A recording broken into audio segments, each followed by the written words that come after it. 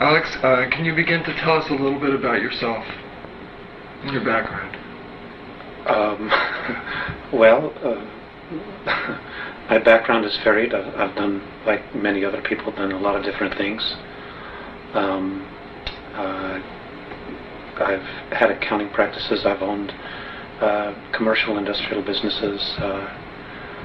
Currently, what I'm trying to do is finish 3 books and lecturing across Southern California and the western states, trying to get out information that I agreed to put out regarding the Earth dilemma, the situation that we all face here. Unfortunately, and I apologize, I'm 2 years behind schedule. I was supposed to start lecturing 2 years prior to this. I've really been out since October of '93. It'll be almost a year. And that's currently what I'm trying to do. So a lot of my energy and focus has been going towards that. Now, you're in contact with the Andromedans. Who exactly are the Andromedans? They're a particular race that exists in the constellation of Andromeda. They're just one of thousands that exist out there.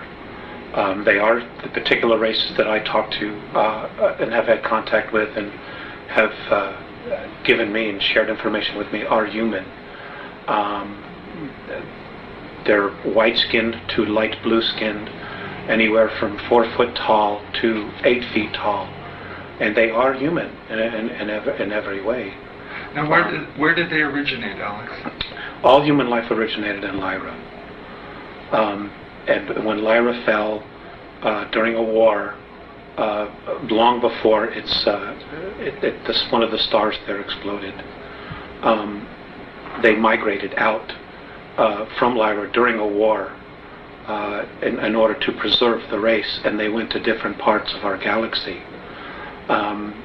So all human life originated from Lyra originally.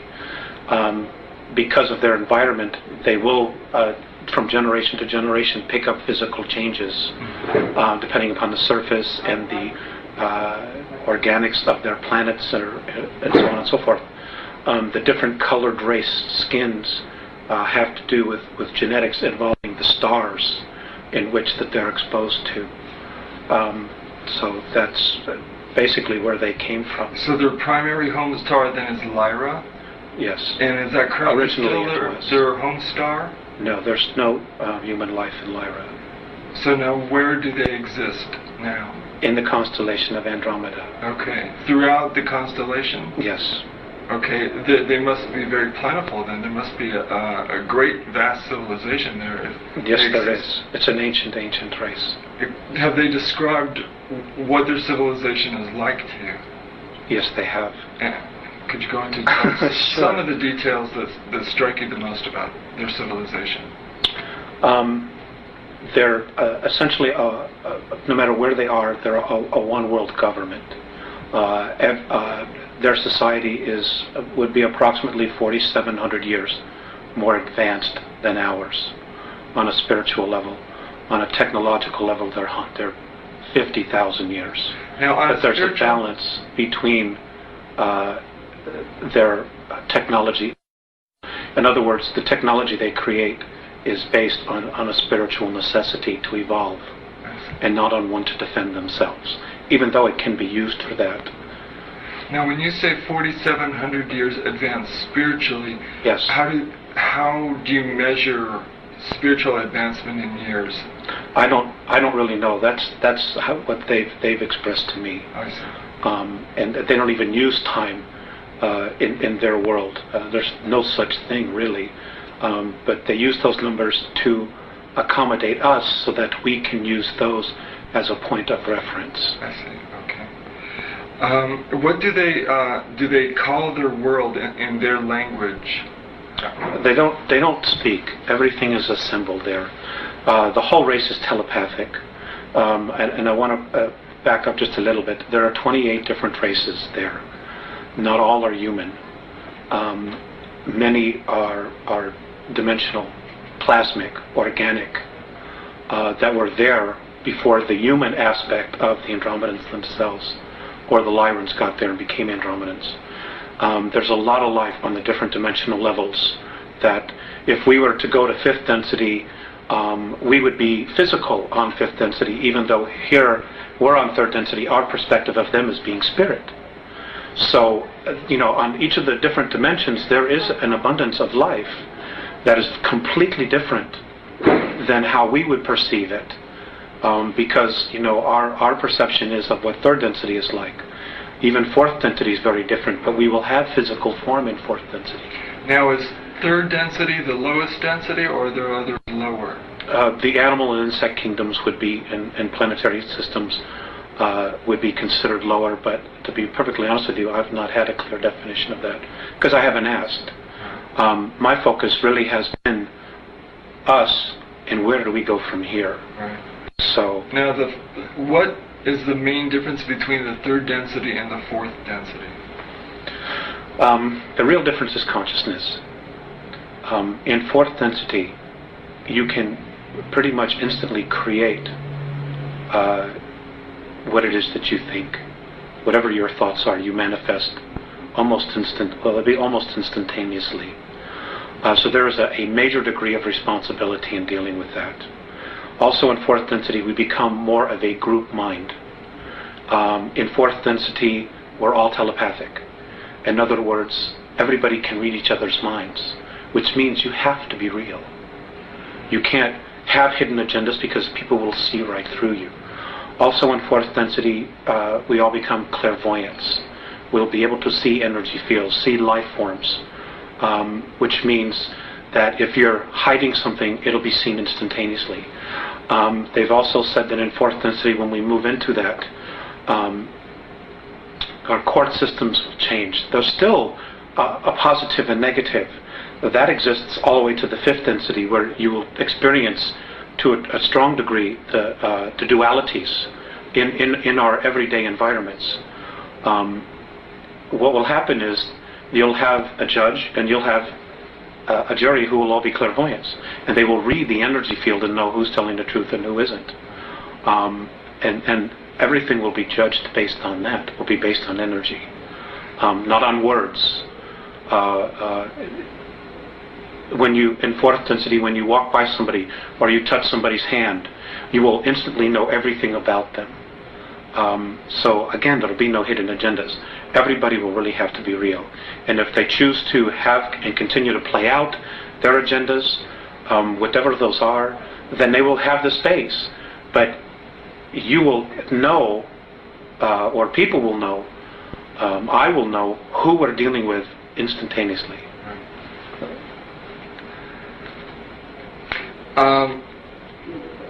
What is there an economy, and what is the basis No. of their economy? Is it like a spiritual economy, or is it like the value? I've heard some people describe their views of other extraterrestrial civilizations as having a spiritual economy where the amount of psychic energy you put into something is given a value. Have they expressed any how their social systems work? Okay, I know a little bit about that. Essentially, everybody is given exactly what it is they need to evolve. There are many different races. Each race has their own uniqueness about them, based on their particular belief systems. And my understanding is that everything is a belief system. As far as the Andromedan culture, children go to school, or the Andromedans, they go through a birth process just like we do. Those that are physical, they go to school for anywhere from 120 to 150 years. They're taught all of the major sciences and arts.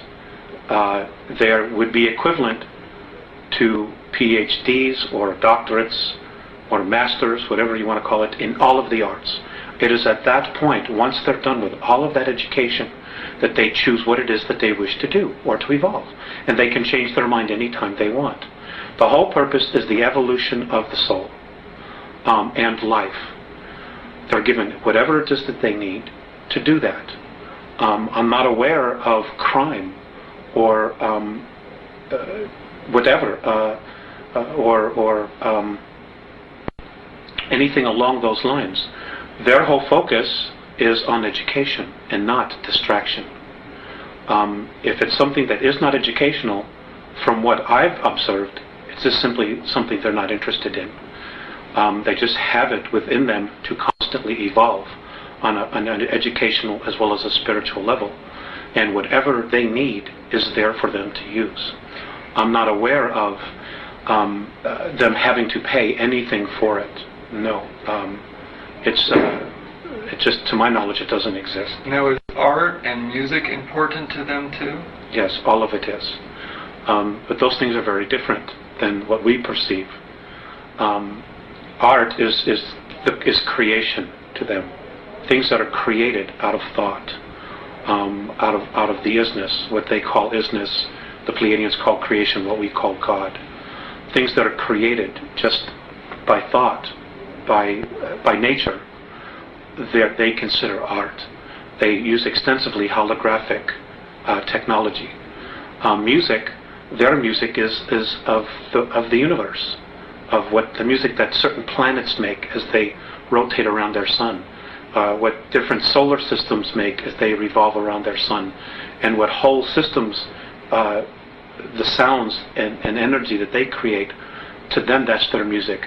And then they put things together, different constellations, different star systems. They'll put those together and overlap them to create music. It's different than what we just pull out of thin air here. How have they expressed what their daily life is like? Is there a solar day for them, or is there night or day, or what is their daily life like, or periods of life? There is really, to my knowledge, no set schedule. I'll give you the example of what I observed on one of their motherships. They don't require much sleep, to my knowledge, simply because I guess they're very healed. Their beings, their physical form, they're just incredibly healed. They're just in touch. There is no night and day. They don't need to experience that. Although I'm sure other races have that, but the Andromedans don't. They're just constantly stretching themselves, trying to evolve and experience more and more and more all the time. They're happy people. They don't have the extremes of emotions that we express here. In fact, I've been told that virtually few races in the entire galaxy express the realm of emotions that we experience here. They're just always in a very wonderful space. They're not a civilization that really judges. They do accept things the way they are, with the exception of when those things threaten their particular lifestyle, or what they're about, their essence, and others, what other races might experience or perceive as a threat. Now, Alex, you said they're evolving spiritually. What do they want to evolve towards? What spiritual goals do they have? I guess to be just the best that they are, to be completely at one with all that there is at all times. There are 11 creational densities, and my understanding is that within each of the densities you change your physical form. Their goal as a race is to go from the densities that they experience, which are 3, 4, and 5, I guess, to move to 5, 6, 7, and 8, and then from there 8, 9, and 10, and then to 11, and now the new dimensional realm that's being created, 12. It's just to continue to evolve. Nobody knows exactly what the ultimate goal is, because the essences that they're in touch with, that are on 9th, 10th, and 11th, are continuing to evolve. And now there's a 12th density that's being added to our universe, and they're being drawn up to experience this new density. So nobody really knows what the ultimate spiritual goal is. They themselves are still searching for what God is. They know it exists, but what it is, nobody really knows, which is why they call it the isness. It's just a force that's there, and how we perceive it is based on how we perceive ourselves and our own belief structures, belief systems, and that's how we use the energy to create. Now, you mentioned that they're in contact with essences from the 9th, 10th, and 11th. Yes. Can you describe what they describe these beings to be like to them, and what they would be like to human beings? It's just pure consciousness. What their daily lives are like, I don't know. I don't have any idea.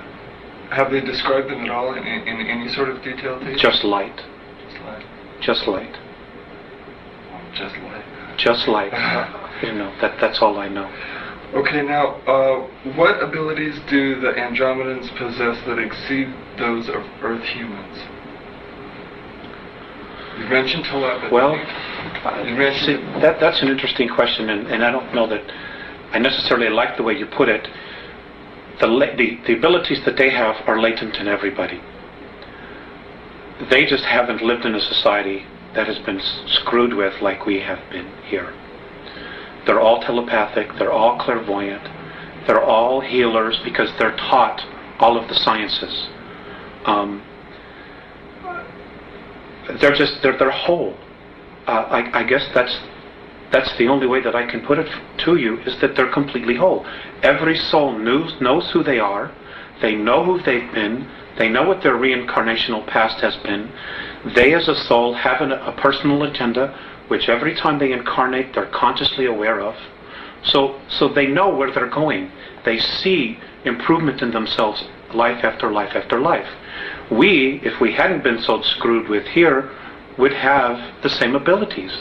We could very much be where they are. But we've been manipulated incredibly for the last 5,700 years on an intense level every day. Our real manipulation really started about 14,000 years ago, when the Orion group started manipulating our DNA structure. So it isn't that they're better, because they're not. We're just different. We're a little bit behind than they are because of our manipulations here. But the real bottom line here is we're all spirit. We contain a soul. That soul is a part of all that is. And that soul has been really trying to be recognized in each of us. And it hasn't been because of the material and the belief systems that we have evolving around us being earth people, about being physical, and about the real truths of our essence, of our existence, of who we are, having been blinded from us, from our spiritual teachings, from the religions, and us being convinced that we're something that we're not, that we're physical, that we're animal form, and we're not. We're spirit. Our spirit animates these physical forms, period. Alex, what is the Andromedan Council? It is a... Excuse me. Oh, sure. It is a political body that's represented by now 133 different races and cultures and planetary systems. There are over 1,200 systems and planetary races, evolving races that could be part of the Andromedan Council, but not all of them are. It would be comparable to Earth here to like a United Nations, except it's not a United Nations in the sense that it has a political agenda. The Andromedan Council, as a body, their sole purpose is to facilitate evolvement of all life in the galaxy. And that's really what their goal is to allow all life forms to evolve on their own without manipulation. Obviously that's not occurring here on Earth. And we're not the only ones. This is occurring on 22 other planets in our galaxy. But the other planets are not stuck in the muck that we are, to the degree that we are here. And this is a major concern for them, because we're not moving in a direction that we should be moving. There are elements here that are definitely holding us back. and because Earth has become this real prize, and not only Earth but us as well. So I'm getting off a little bit. Okay. I want to stay with your questions. So its overall goals then are to elevate the spirituality of all life forms in their own particular ways. Evolutionary ways, right? That they evolve according to the degree of their consciousness. Now, how and why was it first brought into existence, the Andromedan? I don't know. When I do know that it was formed. It was formed shortly after the Orion Wars, which was a huge war that lasted 600,000 years in our galaxy, and it was predominantly between the humans, the human race, of which there's all kinds of humans, hundreds of billions of humans, and those of reptilian races that do coexist in our galaxy. Now, there was no winner, by the way. Apparently both sides got so tired of killing each other, they just kind of just stopped, and a undeclared truce was formed. And I know in Orion, where there's a very large group, they have their own political group called the Orion Group, and the humans and other life forms that came together formed the Andromedan Council. And there are others, that are a small part of each of the galaxy, and other galaxies apparently have their own little groups where people come together and decide, what's happening, or they communicate with each other. There's trade, there's bartering, there's a sharing of wisdom, of knowledge, of essences, so that everything can evolve together and work in an unconditional love type of space. You're lucky. You're a lucky person, I think. I know you have a very difficult task, but I think you're very lucky to be given this wisdom. I think you're very lucky.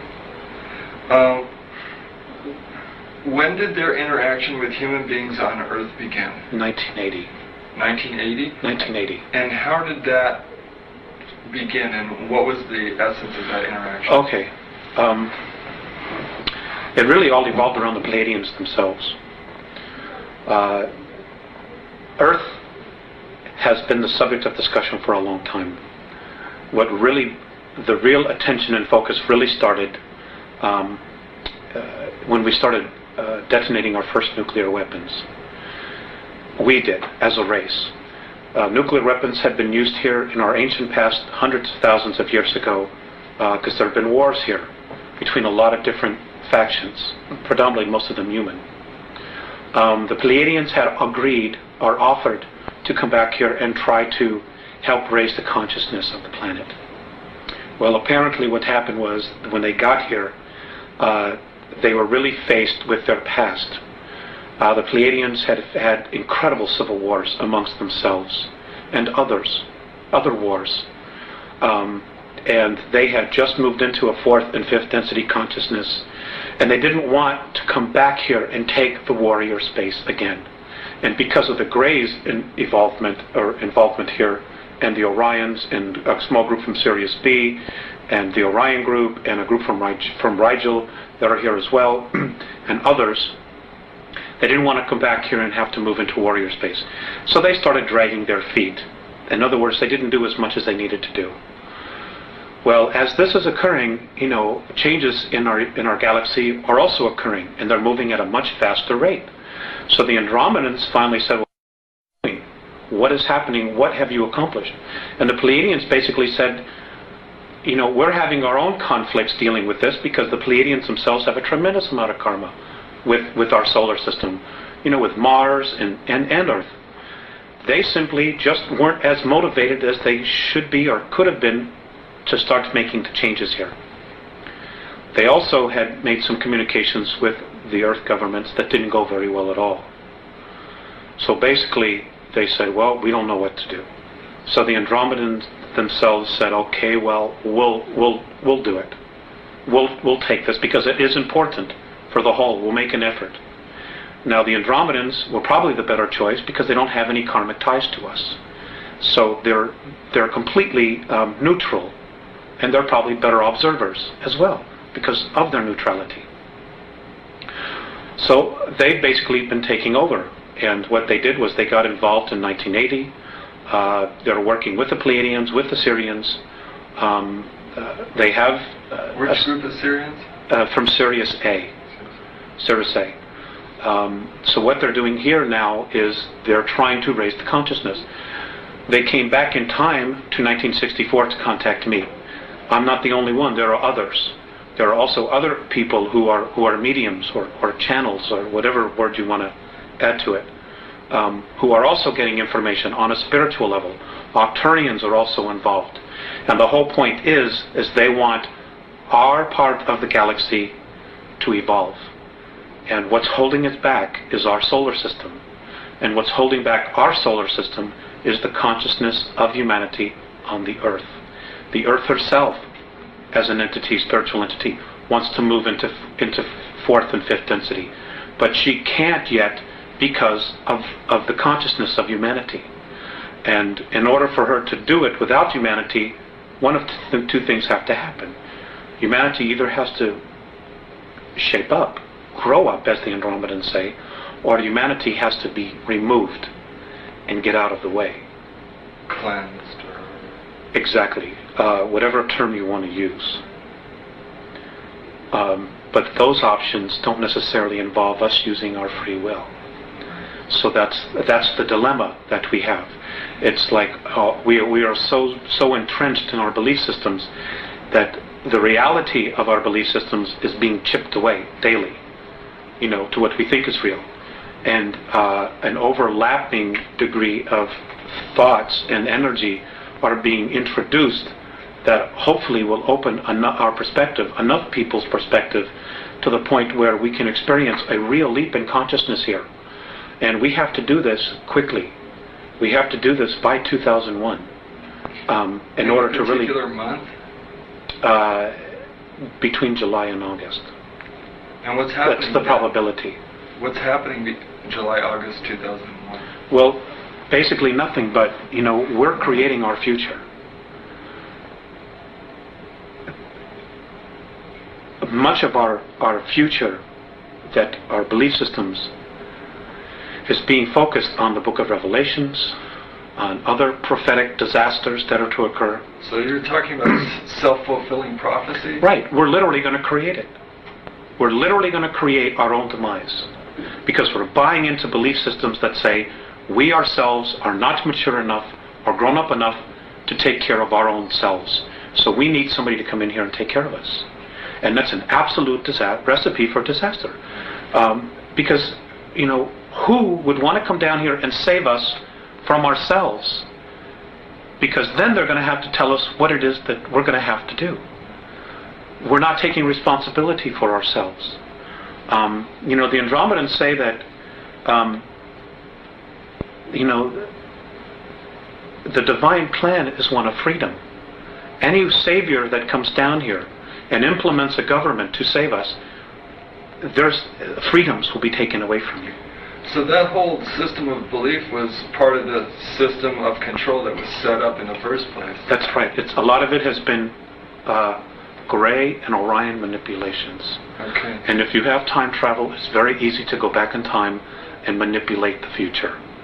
It's very easy. And this they've done in an incredible way. They haven't been here thousands of years like our government says. The Greys have really only been here 59 years. Travel capabilities, they've gone back in time and they've been able to manipulate series of historical events to bring us to where we are now, to where we are asking for somebody to come in and save us. And they're already here. And if we ask, because of our free will, will you please save us? Well, then we've asked for it. And we've gotten exactly what it is that we deserved, because we didn't take responsibility as a race to fix our own problems and to deal with our own problems. We kept looking outside of ourselves. And, this is why the Andromedans are so strong about us growing up and really taking responsibility for it. Now, how many human beings is the Andromeda Council in contact with on Earth? I remember you saying at one time 4. To my knowledge, they're in contact with 4. Beyond that, I don't know.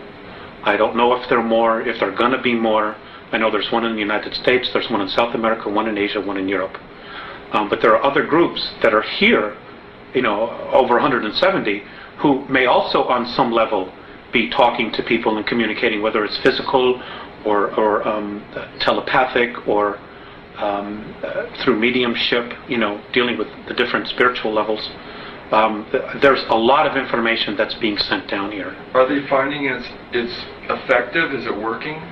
To a degree, it's not working as quickly as they want, simply because most people are incredibly apathetic. Right. They're stuck in their 9 to 5. I have to make my mortgage payment. My kids got to get to school in the morning, and I don't give a damn about anything else. And unfortunately, that isn't going to work. It isn't going to save you. It isn't going to protect you. There's so much more going on here. And we are just one small part of this whole picture that's going on. And we have to wake up. Period. Now, one of your contacts is a 4 foot 11-inch light blue skinned being called Theseus. That's correct. Please describe his or her personality in detail. Theseus, well, he's very serious. He's very benevolent. He's considered a sage in his world. He's an incredible healer. He has perspectives on things that are just far beyond anyone that I know. He's very direct. He's very humble. He's very soft. He's very direct. And when he moves into a room, like when I've walked with him or walked with the others, when we walk into rooms or different areas of motherships and the ships, energy changes. People, of course, they're very in touch with energy themselves. They instantly turn and they acknowledge him and they bow. I guess he would be considered an Ishwish or a Yahweh, an admiral, or I don't want to use the word God. An elder. An elder, of tremendous of wisdom and insight. And they take very seriously what is going on here. And the manipulations, the things that the Greys, the Orions, and the Reptilians are doing here. They're appalled with what's going on here. The other one is Morane. Well, let me get to Morane in a second here. You mentioned directness twice. With that in mind, what was the most memorable interaction you have shared with Theseus? They're all memorable. But I guess the single most, well, there's been two, one that just occurred. But prior to that, the single most important one was I had just had a contact, and we had spent about an hour or so together, and I was very depressed, very sad. And as I'm leaving the ship, I was crying, and I turned around and I looked at him. And he looked at me and he smiled, and his words were, "The love that you withhold is the pain that you carry." That's been the most memorable one, only because of what that particular statement entails. When we leave our physical form, and what many of the Catholicisms teach, you're judged by God. It just simply isn't true. We judge ourselves. And what I read in that statement is that when we cross over, we look at the places in our life where we withheld love, that we maybe didn't give enough. And we judge ourselves on that. So that's been the most profound one for me. And Morane, he's 7.5 snow white skin, hairless being. Also, he's light blue as well. Oh, light blue. I'm sorry. He's light blue. Can you describe his or her? Oh, he. Can you describe his personality then in detail? He's serious, but he also has a really good sense of humor. He can snap me out of my depressions very quickly, and he has just a different perspective of looking at things. He also tends to be part of their exploratory team. In other words, when there are times when they need to defend themselves or they're confronted with something, he takes on a military type of role. He's very, very fatherly, big brother. He's also one that he shows more emotion. He'll give you a hug or put his arm around you, and he's just really, really wonderful in that sense. He's more He's more human in that sense. He's not as sterile sometimes as Visayas would appear to be. It's not that they're not loving, but sometimes Morene is a lot more animated. And I can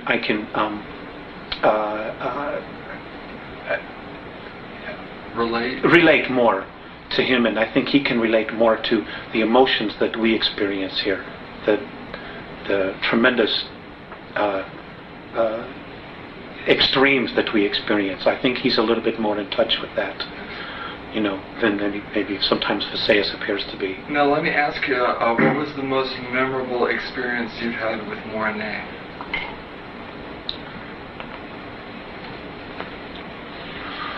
I can't talk about that. I won't talk about that. Okay. Now, please describe where and when you were born and your youth. That's not something I want to talk about either. Okay. In detail... Because it's not about me, it's about the information. Okay, that's fine. In detail, please describe your first contact at 8 years of age in 1964. I didn't really know anything about it. I just knew that I supposedly had fallen asleep, and when I woke up it was evening. Everybody had been looking for me, and I wasn't where I was. And when I took them back to show them where the imprint was, we were playing hide and go seek, and this was in the peninsula of Michigan, near Woodstock, Michigan. And people had been looking for me, and I wasn't there, and I got a spanking, because I wasn't where I was supposed to be, and I'd been missing for hours. I didn't really know what had occurred until the second contact, which was at age 14, where I was told what had happened, that they had given me a physical, they had given me a suggestion to forget because of my family members just simply wouldn't understand. And they were right. They were very right about that. Why was the physical necessary? Well, they do that all the time. They do that to everybody, to make sure that you're physically fit, because they genuinely care about your physical health. And if there are problems, they want to make us aware of it and maybe offer a suggestion, like maybe you shouldn't do this, you shouldn't do that. Some people are even experiencing healings.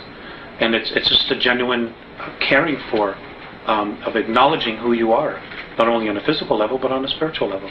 Now, at age 14, what was the nature of that contact? I was taken out of bed, and I woke up and I was on a table in a room, and this was my first introduction to Visayas and Morene, at least conscious introduction.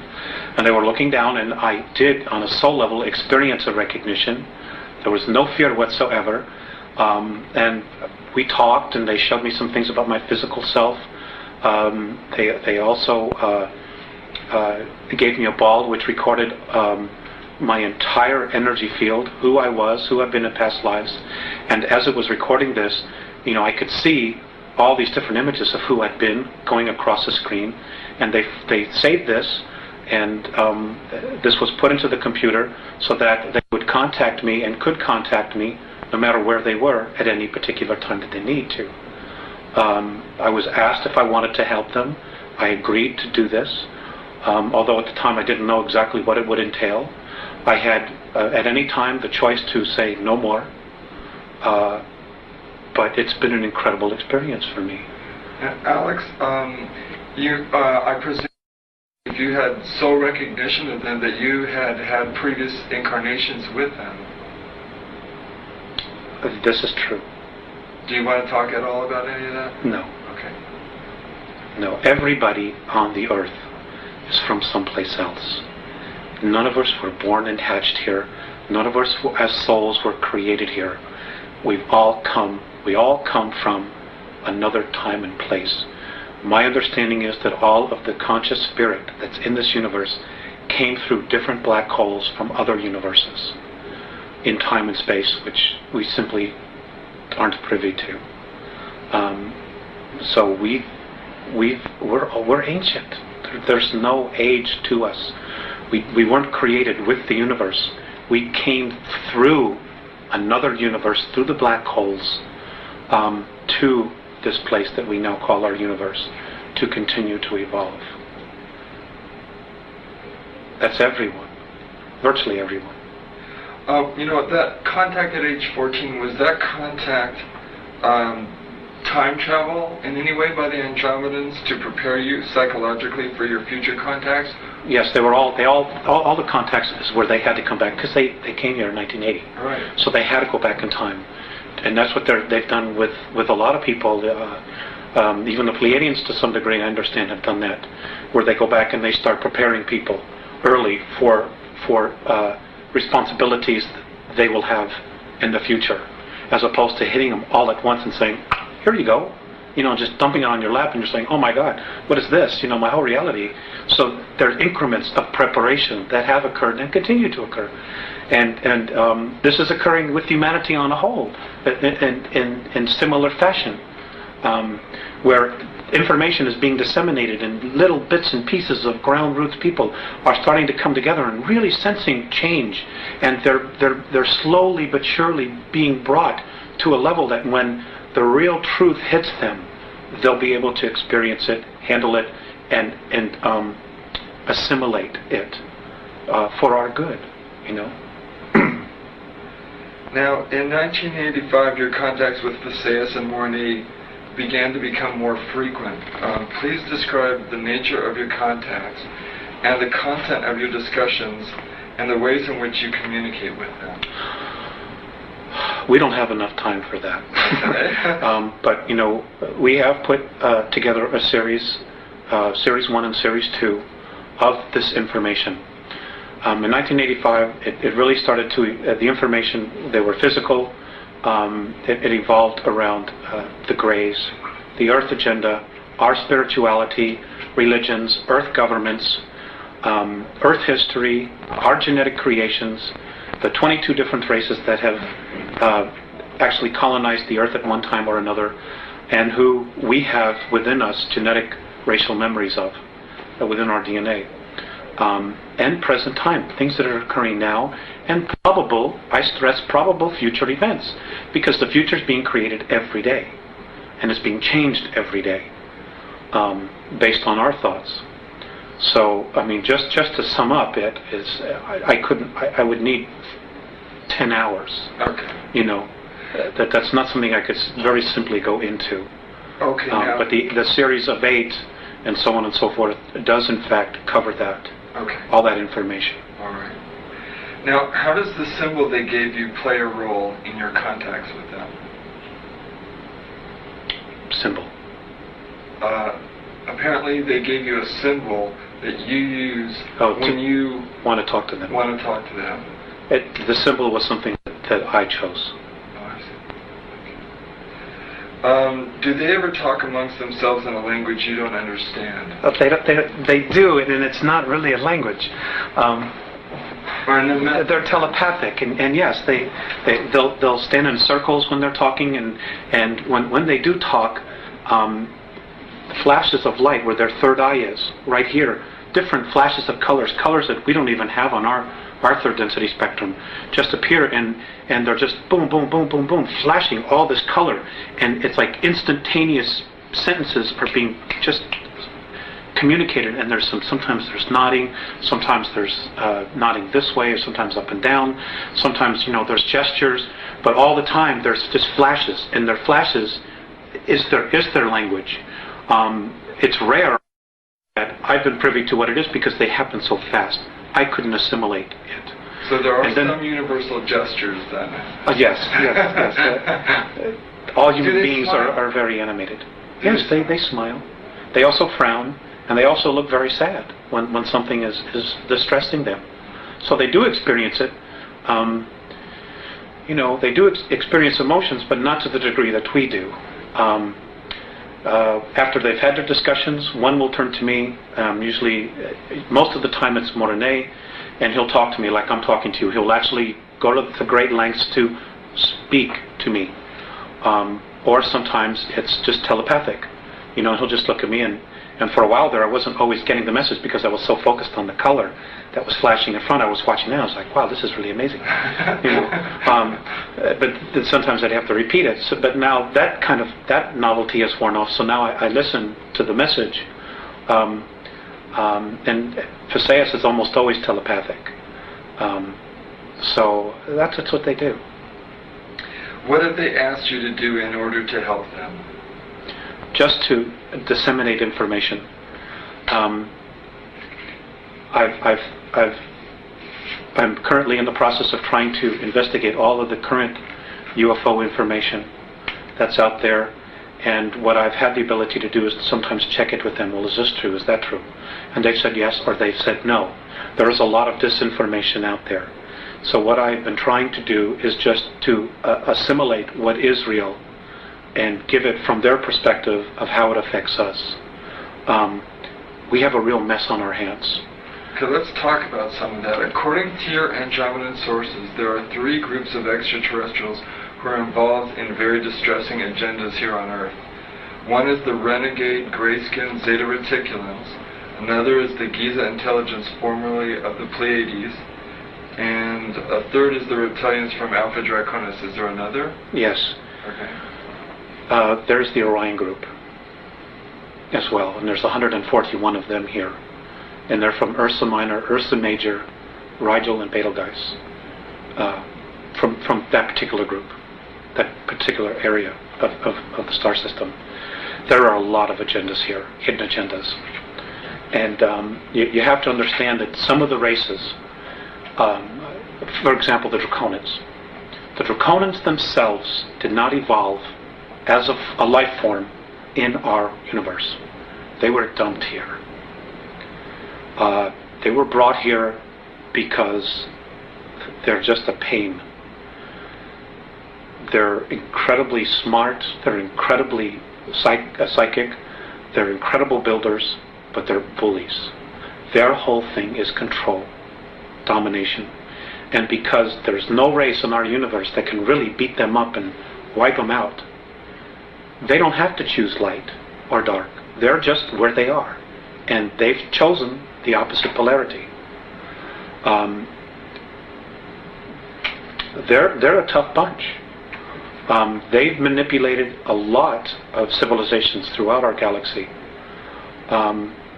They're also responsible for the 600,000-year war, which almost annihilated the human species in our galaxy. And they show very little remorse about it. Hopefully they'll be leaving soon. But the others are life forms that have evolved, like the Orions. The Orion group has been genetically manipulated and have been deeply entrenched in Draconian belief systems. So they're carrying that energy or that torch for whatever their agendas are, as well as their own agendas.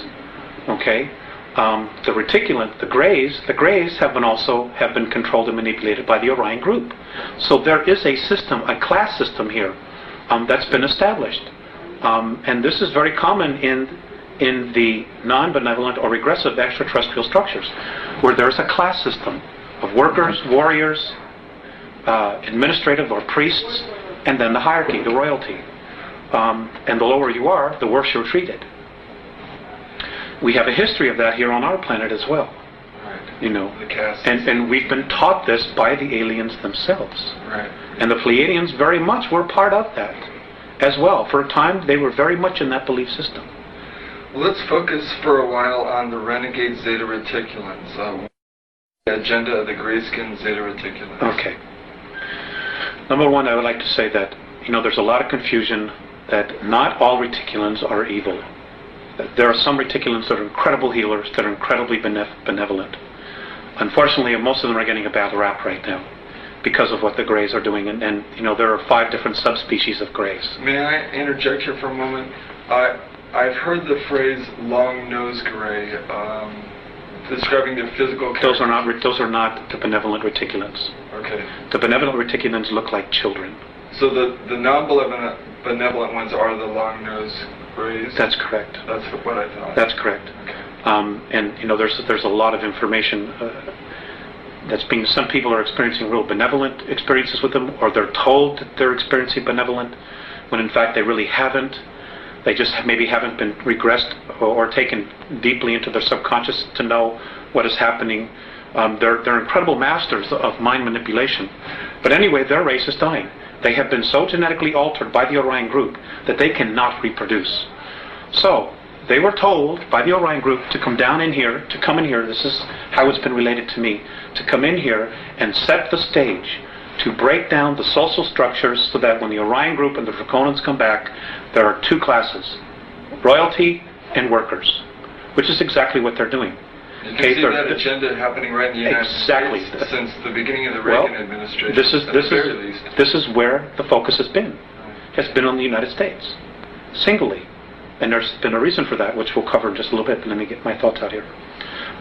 Which is exactly what the Greys have been told to do. And they're doing it. In the meantime, they themselves have their own agenda.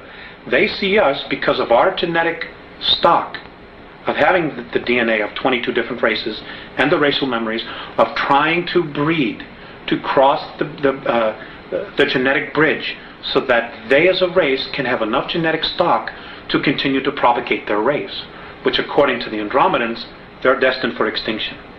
What they're doing is not going to have any long-term effects to propagate their race. So they're desperately trying to do what it is that they're trying to do before all the other two groups get here. The Greys also themselves want to be free from the manipulation of the Orion group, just like we as a race want to be free of their manipulation. So there's this incredible triangle of crap that's hanging all over us, and all these hidden agendas and just brainwashing and bizarre belief systems that are being thrown at us. When they should all leave. Not only the good ones and the bad ones, they should all just leave and leave us alone, which is ultimately what the Andromedans want.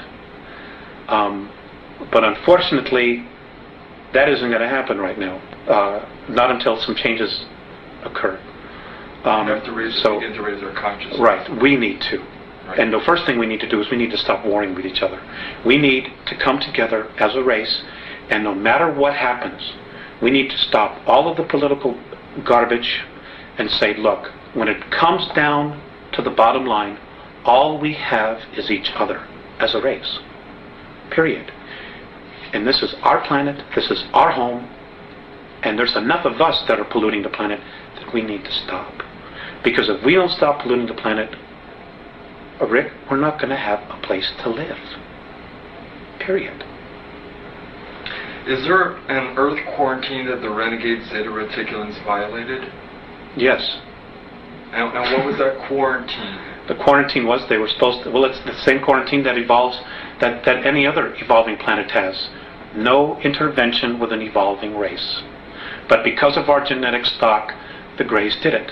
Now, but they did it in such a way that they didn't totally violate our free will.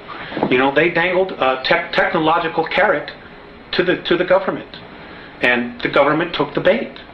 They said, sure, for their own reasons, they took the bait, and there was an exchange of technology, and there was a treaty that was signed, and this is a dilemma that the Andromedan Council has. If the United States military had said, go away, the Greys would have had to have left. So was this the Air Force Base situation or the Eisenhower situation where he had representatives? Is this the one that took place in the 50s? Yes. Okay. Yes. All right. And this was with the Long-Nosed Greys then? That's true. And there were two groups there as well. The 7 from Sirius B, who are still here, were also witnesses to this, to add credence to it. Okay. So now. And there are also, now just to add to this, the Andromedans have also said that in 1933, when the Greys really first got here, that they had actually approached the Germans, and the Germans said, no, you're out of here. We already have an agreement, and apparently the Germans were in touch with Giza intelligence. So the Greys left. They didn't pursue it at all. And they found their next opening here in the United States. Let's go digress just a moment. You mentioned Sirius B. They have a relationship with the Dogon tribes in Africa, correct? Is that correct? Yes, I understand that there is some ancestral genetic connection there. Okay. And does that play a part in what's going on here on a global level, or is that just a kind of a minor sidelight? I don't think at this point they give a damn about the Dogons or the humans at all. They all have their own agendas. and the fact that the way we're being treated, and the fact that there's like no supportal government supportal information coming out of our government, or any truth that they even want to discuss, like just coming to the people and saying, look folks, we screwed up. We need your help. We need to raise a consciousness and start implementing. The fact that they don't even want to do that, tells you really, where they're at. What I do know about the Syrians is that between Sirius A and Sirius B, there's a civil war going on there.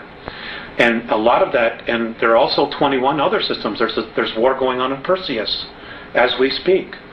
And 21 other star systems are also looking at the potential. And it has to do with the fact that there is now an uplifting of energy in our universe that's occurring. And the two positives, fear and love, are just banging themselves at each other. And the intensity is growing every single moment. And we're just a microcosm of that. Now, as you're disseminating all this information to us, we should look at all this information in the spirit of love, so we don't feed any energy into the spirit of fear. Love is the answer. That's the bottom line. Love is the answer. Love does conquer all. Love does move mountains. It can make the shifts in consciousness, but it starts number one with ourselves. So that's even where all this is going on around us, we just need to remember to focus on love and love of self and love of earth, love of race. That's right. Okay. That's right. Now, when did the Zeta Reticulans begin to create their genetic atrocities? Where did this take place on Earth, and what have the results been? Well, it's occurring everywhere. Much of it is occurring underground. Some of it's occurring in the oceans. Some of it's occurring on the moon. Some of it's occurring on Phobos, the moon of Mars. It's happening in a lot of different places. Is that an artificial moon? Yes, yes, absolutely. So's our moon. Our moon's artificial, completely artificial.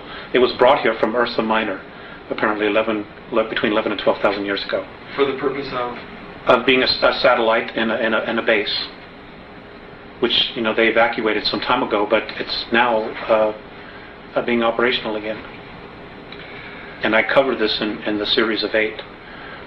It came from a star system called Chata.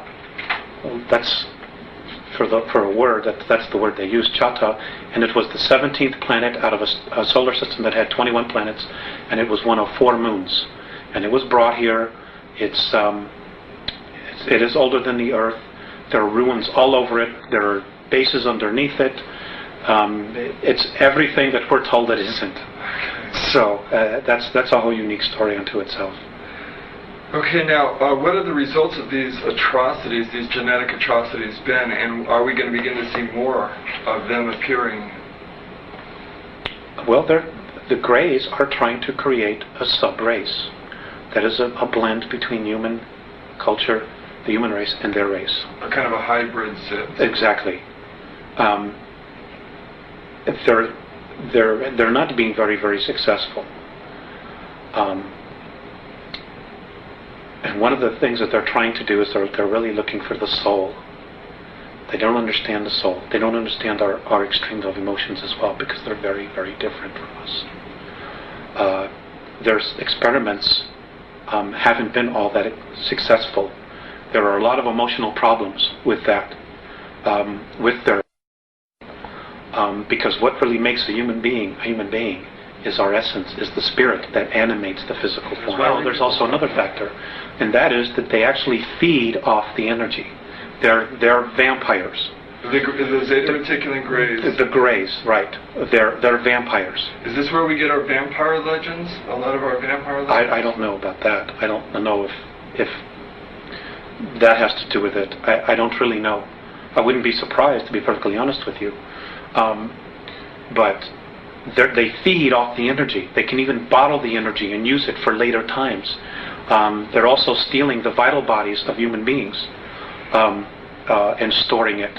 So, I mean, they're just doing some really horrific things here that other races just simply wouldn't conceive of doing. Now, are you familiar with Salvador Fresedo? No, never heard of him. Okay, he's a gentleman who proposes, he's a former Jesuit priest who proposes the idea that Colosseum-type sporting events are used to vampire energy off the crowds. I wouldn't at all be surprised. Right. It wouldn't surprise me in the He least. said like the sacrifice of human beings in some ancient civilizations here on Earth was a form of belief system that was set up for these beings to vampire energy off of. I wouldn't be surprised at that either. Okay. Now, War. Our wars here. It's the exact same thing. And to all of your viewers, I'm going to give you some homework. It is an absolute must that you go out and get the book, The Gods of Eden by William Bramley. It is an excellent introductory book that will bring you right up to speed with what's going on. It is over 80% accurate with the information in there, and I strongly suggest that people read it. It's excellent. And the 20% that isn't accurate revolves around what type of ideas? Around the soul and the being that we know as Jesus, okay, which I'm not going to go into. Okay. Now, how are we doing on time here? Do you still have some more time? Well, we've come here an hour so far. We'll continue. Okay, you let me know when you need to break. How are the renegade Zeta Reticulans able to manipulate Earth's most powerful governments into a position of checkmate? Oh, it's easy. That part was really easy. Number one, their technology is 2,500 years more ahead of us. Number two, because of our greed factor, certain groups of power elite are in touch with them on a physical level. Well, many of them are implanted. Many of them are so implanted that they have now become part of the gray group mind. And the Andromedans no longer consider some of these human beings, Terrans as they call us, human at all anymore. They're nothing but clones for what the Greys want. And they pass down orders, they tell others what to do, and of course the chain of command that we've established on our planet is exactly what's happening. Also, playing on the greed factor, those who are still human, they look at the fact that, well, they're here, they're the rulers, we can still maintain our place of privilege in the world, so we'll form the new priesthood. We'll be the go-between between the workers and the gods, just like we saw in Babylon, in Assyria, Egypt. It's all over again. It's history repeating itself all over again. Because it's the control factor, the hierarchy is the established mode for these negative civilizations to keep their power structure intact. That's right. Okay. And it's another thing, and there's also one more factor. It is about human beings out for power, selling out their own race. The World Club. Just selling out the rest of us, the human race, for their moment in glory, for their privilege to be with the gods, so to speak, who are aliens. That's what it is. To have technology that can take them to the moon, to have the technology that can take them to Mars, that'll give them the technology to do time travel. They totally sold out a race, our history, everything, for their brief moment in the sun. Now, pisses me off. I'm sure when they look back on their lives afterward, I would assume that they would regret their choice. I don't know. I don't know. How will the renegade Zeta Reticulans have to be removed? It's, if we can create, if humanity makes a real commitment to create an environment of unconditional love and simply refuses to hate or to kill each other and destroy our planet, they'll have to leave because they can't deal with the vibration. If we can't, it's going to take outside intervention to get them out of here. Period. Are the renegade Zeta Reticulans going to try to deceive humanity with an elaborate religious event they are staging? The perceived second coming, yes. I have been told to really beware of that they are very capable of playing out the second coming, creating a clone who will look like the image on the Shroud of Turin, which, by the way, was one of their deals. And this soul will have holographic imprints and information regarding all the world's religions. He won't have a soul. And yes, we've been led down this path of the book of Revelations, that this is God's word. This is the way it has to happen. And you know what? God didn't write the Bible. Man wrote the Bible. Period. ETs didn't write the Bible, but some ETs did tell those souls, those men, what to write. And we have been led down this path where we totally will succumb our free will to become subservient. And I'm not here to offend anybody, but really think about it. Really think about, what we've done and what our history has been. We've been to this place so many times before, and we still haven't gotten it right. And we're still not going to get it right unless we do it as a race and just cut out all the crap. Period. Now, that leaves me, I'm going to jump a question. Do they have control of the world media? Greed does. Greed does. But I don't know if it's them themselves. Well, the programming is being introduced, and it is mankind that is introducing it to the masses. So it's the people that are selling out, basically. That's it. It's the new priesthood. Okay. That's where the responsibility lies. What would be the outcome if human beings believed that renegade Zeta Reticulans were the hope of mankind? We would know a tyranny and an enslavement that is far beyond anything we could even imagine. To put it just quite bluntly,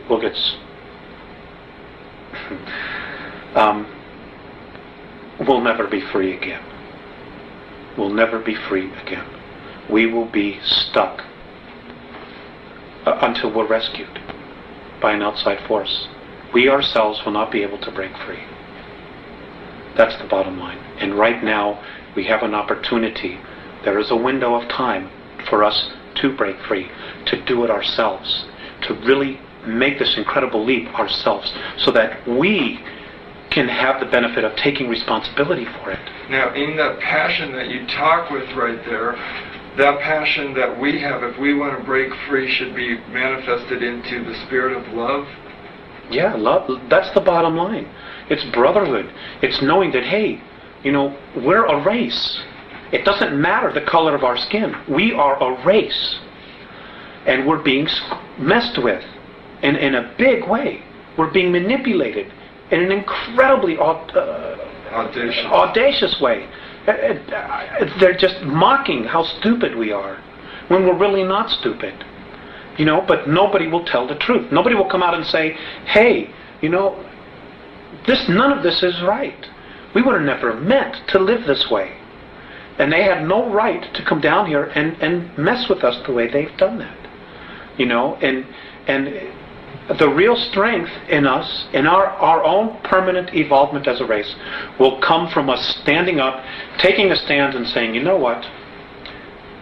No way. We're not going to do this. We're not going to destroy ourselves for your enjoyment so you can feed off of us. You have no right to manipulate our governments, to create wars. None of this was right. And that's it. We need to stand up as a race, exercise our free will and say, you know what? We don't want to live this way anymore. We want to create a real future where our kids will have an opportunity to be whatever they want, to live in an environment that's clean, that's free, where they can have water to drink, where they can go out and eat fruit, where they can play in the dirt without getting radioactively toxic. All of this stuff that we're doing to ourselves. So the people with weapons, the police, the military people, these people need to be persuaded and persuade themselves that they can lay down their weapons, that they don't need to use them against other human beings, that they can love other human beings, interact with them without a violence or power control type of situation going on. I'm not saying that there aren't some human beings here that definitely don't have some serious problems. I'm not saying that at all. There are some who do. But the bottom line is, when you look at the whole picture and you go up the ladder, okay, we are not the enemy. The enemy isn't human at all. But it's pushing all our buttons so that we're so busy looking at each other and so neurotic about each other that we're not looking at the real reality here, the real cause, which is another race or races that are here who are totally playing games with us, feeding off our energy and hoping that we destroy ourselves so that they can keep the planet for themselves. And really, let's say who it is again. It's the Orion group. It's the Orion group. It's a group that is on its way here now from Alpha Draconis. They're the real culprits behind this whole deal. Alpha Draconis or Orion, or both those two? Alpha Draconis, they're the real culprits behind this whole thing. Above Orion, above the Orion group? Yes. Okay. Yes. So then there's Orion, the Orion group, then you've got the Greys. And where did the Giza intelligence fit in here? They were just a group that were totally independent, that came in and did their own thing. They were perceived as gods, and they played the role out. And they got stuck in it. You know, they got stuck in the ego part of it. We're gods, we can do this, we have all this technology, and they just played it out for all that it was worth. Okay. But to be honest with you, at this point, they're not really much of a factor anymore. You know, Giza intelligence, they're not much of a factor at all anymore. What should a human being do if they encounter a renegade Zeta Reticulan? What would your advice be? Stand in their truth. If you can't run, stand in your truth and just look at them. If they try to project their thoughts into your head, you just stand firm with who you are and you say, no, you are not coming into my head, you are not taking me over, and you are not going to violate my free will. I don't give a damn who you are. Leave me alone. Period. Because if it's a benevolent, they will not try to do it. They will not try to take you over. They will not try to put crap into your head so they can feed off of your fear. Period. Excellent. Okay, I'm going to skip the Giza intelligence for the moment then, and we'll go to the Alpha Draconis. Can we take a short time out? Oh, definitely. Thank you. You know, Rick, there's something else I want to stress here, and that is, and this is something that the Andromedans have really stressed. There is no race any better than us. Just because they're different, just because they're more evolved, doesn't mean that they're better. We are equal. We're just not maybe as aware as they are.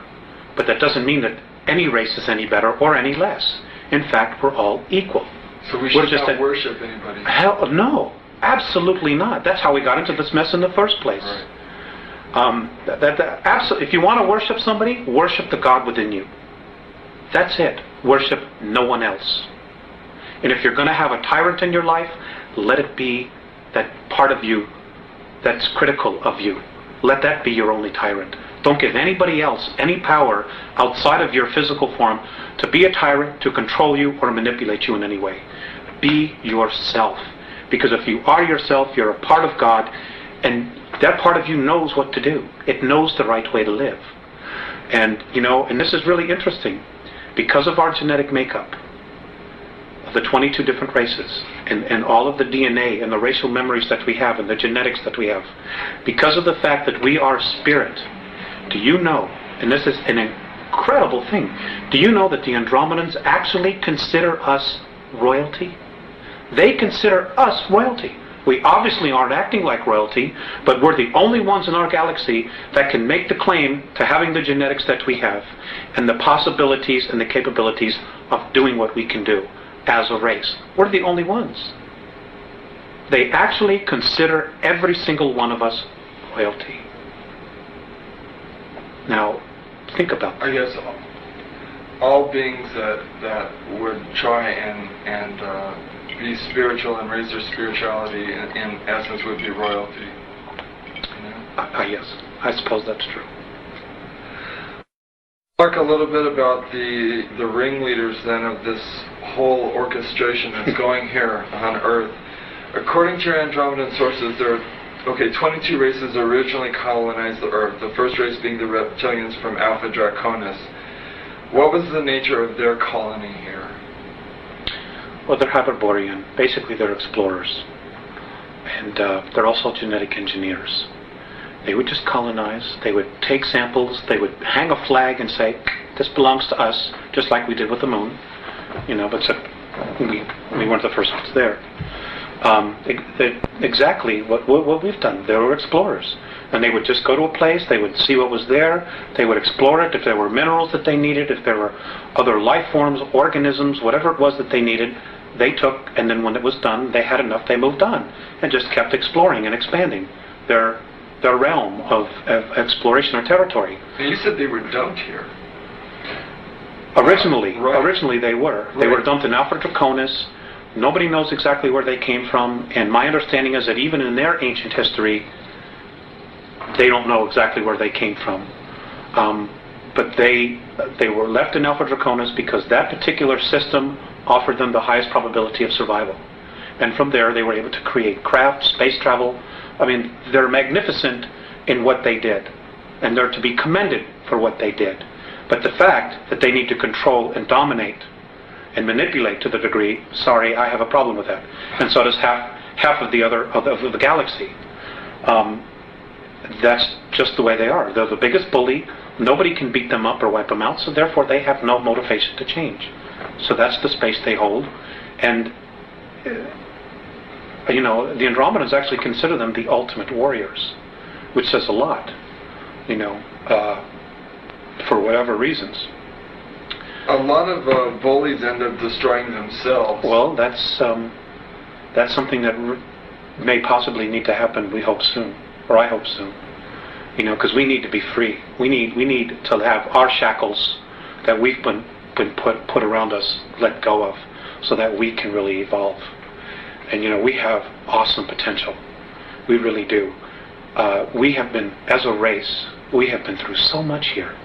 We have so much experiences, and because of our emotions, which is really our strength, which really sets us apart from all the other races out there, even the other human races, we have tremendous capabilities to create things. And, but we need to get clear of what's real and what isn't.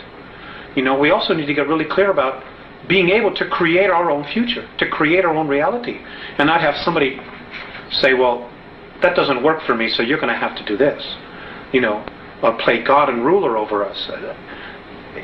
Sense of responsibility is right. So important in all of this. It's with any sense of power, with any knowledge, comes responsibility. That's exactly right. And the divine plan is one of freedom, free expression. Free expression, free expression, free expression. It is not one where they want to implant us and they say, you are going to be a worker, you're going to be this, you're going to be that. Sorry, that's not what it's all about. And if anybody tries to force that stuff down your throat, fight it. Okay, so the Andromedans tell you that the Alpha Draconans are here now. Where? There are 1,833 of them that have been living underground between 100 and 200 miles beneath the surface. They've been here, some of them have been here a long, long time. They have lifespans that are thousands of years. They're carnivorous. They are not friendly to mankind, at least the ones that are here. Are you saying carnivorous, they eat humans? Yes. And they won't eat a dead human. It has to be alive at the time of the killing.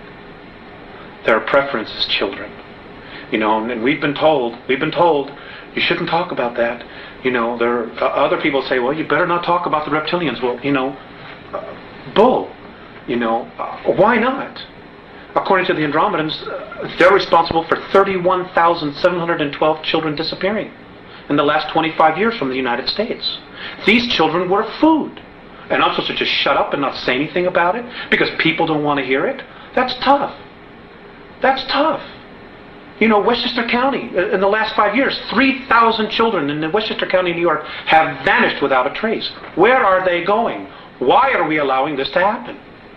And why should people stay in denial about it? Now, how are they able to do this? How are they able to? How are they able to do it? How are they able to come up out of this from underground and do it, or do they have? There are tunneling systems everywhere.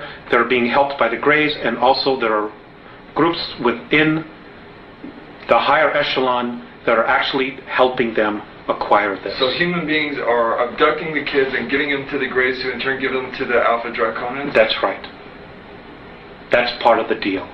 They won't come up as long as we feed them down there.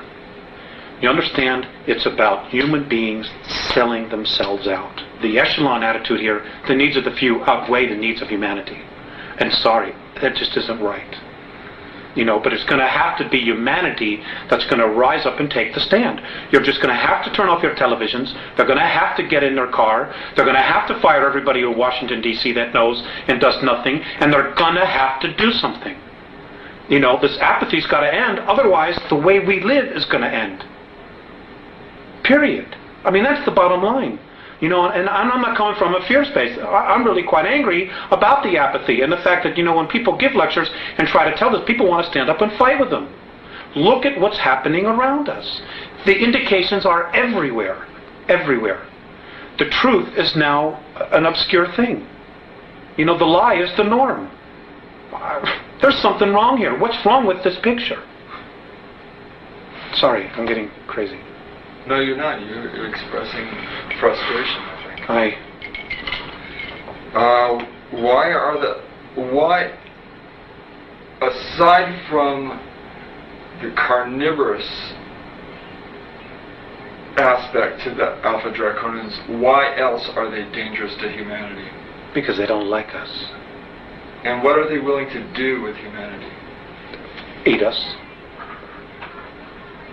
There's no need for us. I mean, look at where we are. Look at us right now as a civilization, as a society. Okay? They don't need anything. They have all this technology that they want. We can't really offer them except maybe work, do some work for them. But they don't need all of us to work for them. They don't respect human life in any way whatsoever. And this goes back to Lyra, to where the original war started. When they got to Lyra originally, they saw this human race that was plentiful in food, that could grow food, that could do all of these agricultural things. And mankind on a whole is really agricultural. We really, as a race, if we were left alone, would be nurturing the earth. We would be living in tribal communities like the Native American Indians did. You know, that's really our essence, our nature, I'm sorry. That's really our nature, our essence. And, you know, the cities and the culture that we're living in now has totally cut us off from the land, from what our real essence is, which is nature. And, you know, we're starting to feed off each other now. It's like so bizarre. You know, I can't... It's like when I see the Andromedans or when I've been exposed to the Pleiadians, when I see how they live and they teach and they live with each other and they respect each other, and I come here. It's like, you know, it reminds me of that sentence that Abraham Lincoln, that quote that Abraham Lincoln once said.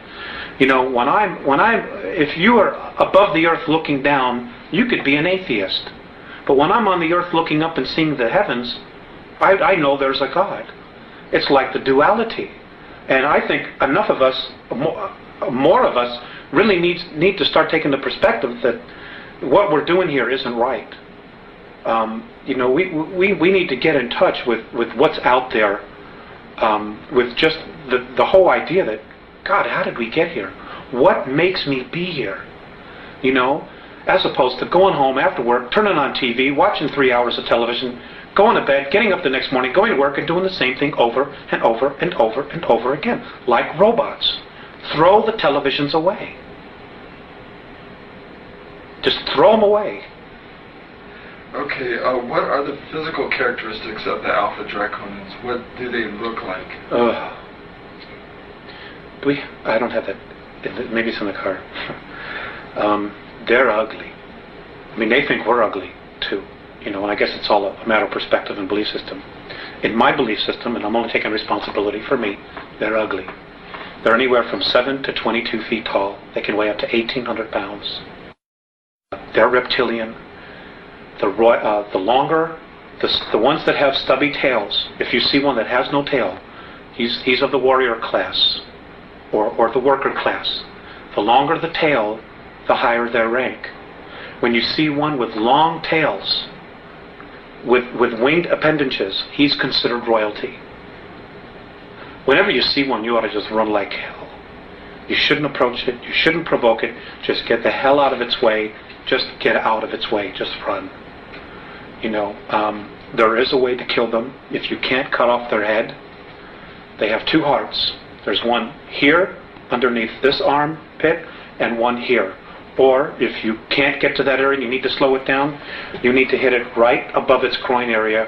It has a very large liver. You need to wound it there to slow it down. It is not something where man-to-man combat you're going to be able to deal with. because they apparently have the strength of 12, 15 men. They're incredibly quick. They're incredibly psychic. They know what you're going to do before you do it. And you know, if they get here en masse, we got real problems. Real problems. What do the Andromedans advise human beings to do if they encounter an Alpha Draconan? To leave. You leave its space. Get away. To get away. What if they can't? Then they can't. And if they can't? They'll usually be killed.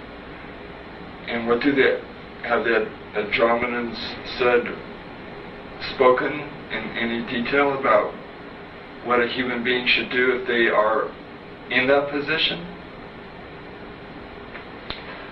For karmic purposes? Look, that's not karmic at all. A lot of these, all this metaphysical stuff, where you chose to be here, a lot of, in some situations that's true. When you're creating your reality and in your space. But when you're being invaded, that's not karma. That's a violation of free will. If your free will is being violated, Alex, what should you do? You should ask for help. Okay. Ask for help. Put a call up to God. Put a call up to heaven. Put a call to the Andromedans, the Pleiadians, whomever. Just put a call up and deal with it. I don't know. That's just the nature of the beast. They don't like us. We're considered a food source for them. For them. We're a food source for the Greys, but in an entirely different way. Have they taught us to be carnivorous through the belief systems? Have they taught us to eat meat and eat flesh? Well, it lowers the body's vibration. It lowers the body's vibration. So, if our body vibrated at a higher length, we would spiritually be evolving regardless of what our religions were teaching us. And they can't have that. They can't have us being free. They can't have us not being in control, because then we're responsible for ourselves. So as we move away from eating meat and more towards vegetarianism, we begin to raise our vibrational level and break this cycle. It helps. Not everybody has to stop eating meat. It's not an absolute requirement. It certainly helps. But some people's belief systems will be that they just need a piece of meat. And for whatever their reasons are, that's fine. If you want to eat meat, that's fine. But you know what? Feed your mind. Feed your mind with spirit, with questions about existence, about what it is we're doing here, why we're here, what the hell is really going on?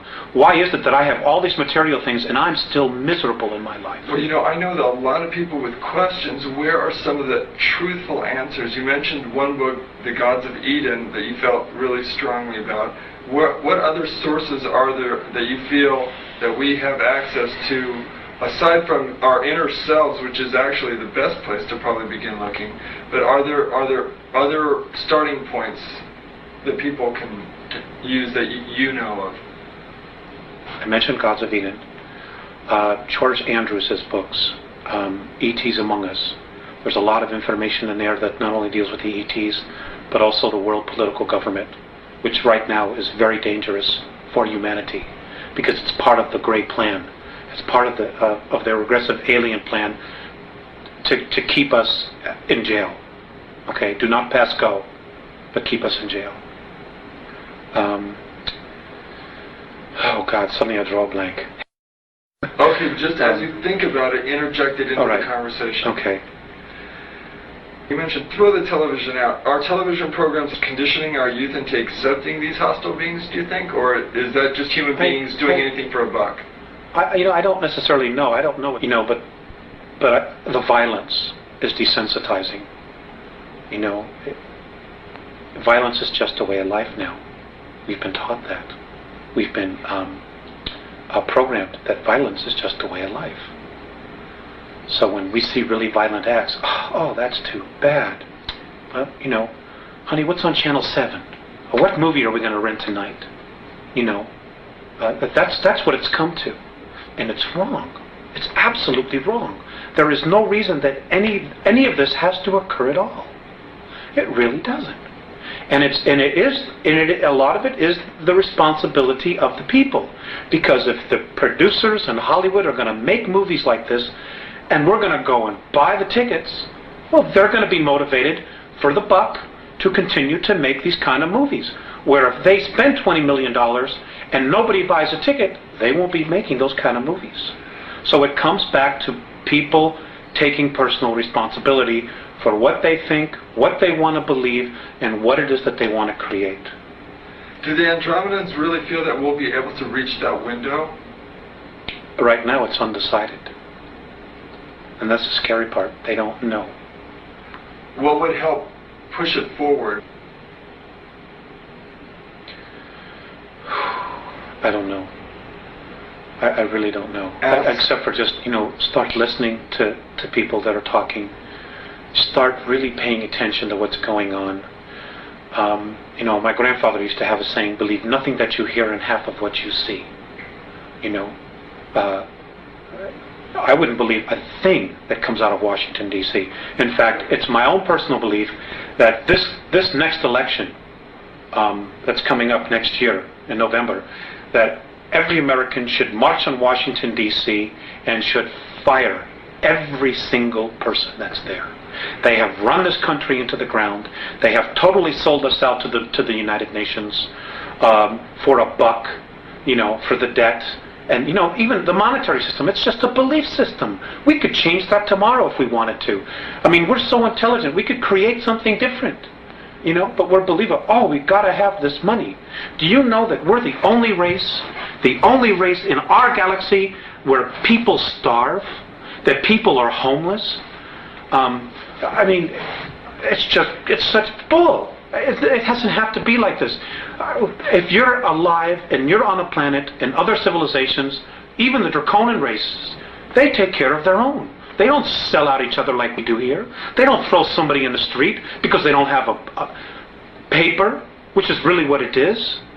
The only value on it is what we believe it is. They just don't have that. They don't let children starve. They don't feed grain to cattle that feed 20% of the population and let the other 25% that need the grain starve. It's unconscionable. They would never even think to do that. But we do it here. For bucks. For money. For power. That's part of that conditioning process that's been going on 5,700 years. That's part of it. But the responsibility is that there are people that know what is going on and they play the game anyway. They don't have the courage to say, look folks, let's deal with the realities here. We don't have a guy that's strong enough in office as president to stand up and say, you know what, ladies and gentlemen, we've really been sold out. That there are forces within our government, like what Kennedy tried to do, that just flat out want to destroy the United States because we're too good, because we have too much.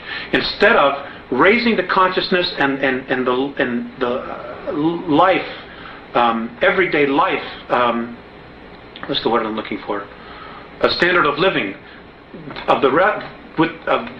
Instead of raising the standard of living that we have globally, they would rather just destroy the United States, destroy our standard of living, so that we're comparable to everybody else. So now everywhere is a third world nation, and that's exactly what they're doing. And they're doing it for power, for greed. We're selling out our own, and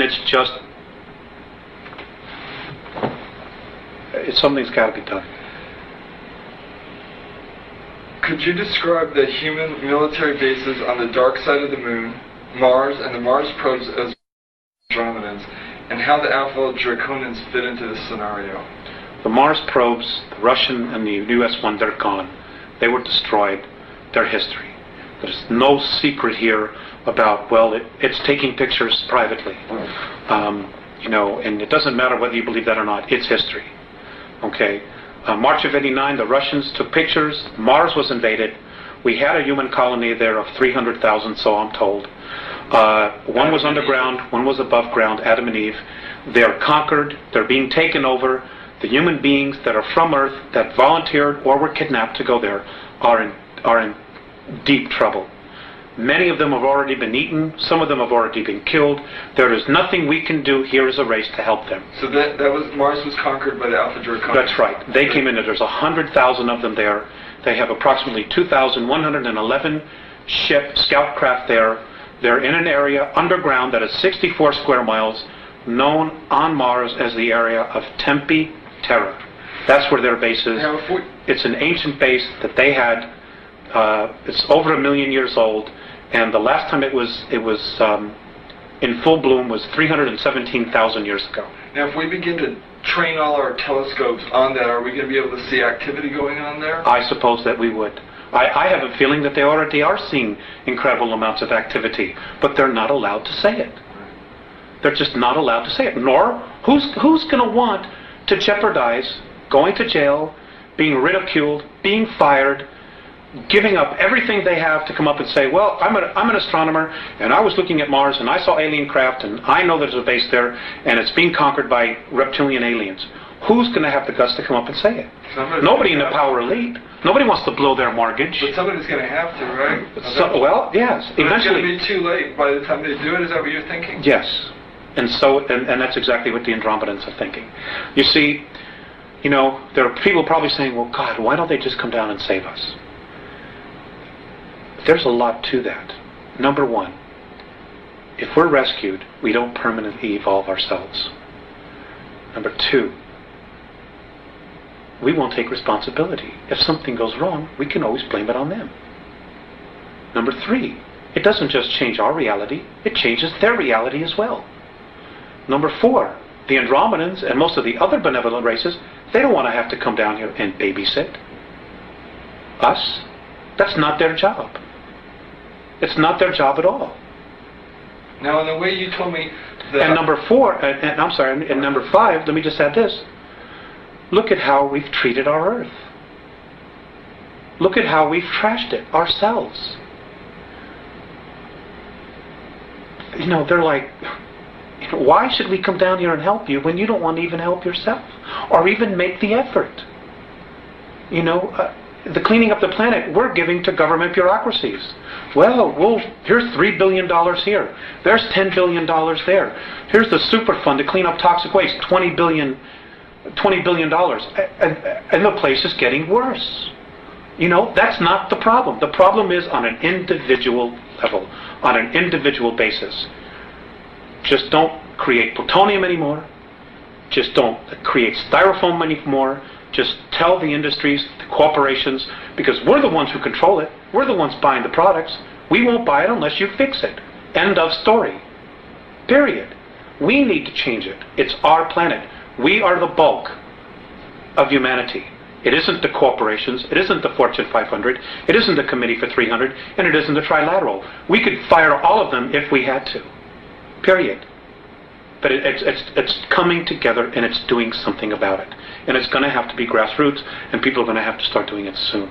Are these leaders going to, if we do raise up and do a grassroots uprising, wouldn't they order the military to quell that like they do at Kent State or any other political demonstration? They probably will try.